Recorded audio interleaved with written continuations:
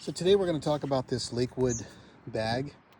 This is called their mini combo. It's a lure locker on one side, and then it has two spots for 3600 Plano boxes.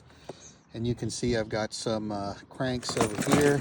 Inside here, I've got a variety of spoons. And so a lot of this is for walleye fishing. I've got some erie dearies and then some larger spoons mixed inside there a little bit. I had a bunch of these, some foam containers for all the different spoons, some for the large ones, some for the small ones, a different container for the erie dearie, and then I had these two in a separate bag. You'll see here on the back of my boat, a lot of the gear sits right here when I'm fishing, and having a box for the spoons, small ones, a box for the big spoons, a box for the cranks, a box for the erie dearies, that stuff is moving around and sliding around, falling on the floor all the time. And with this bag, not so much. I can put this bag on there and have it stay in position, have all my gear right there in one place. It comes with two side pockets. In this one I have my dipsy divers. Over here I have my jets, and I also have some different leader rolls in there and so on.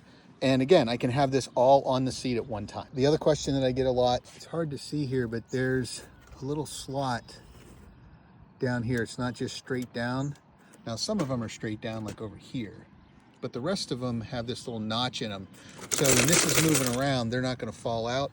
And the padding on the top here presses down on it when it's zipped up.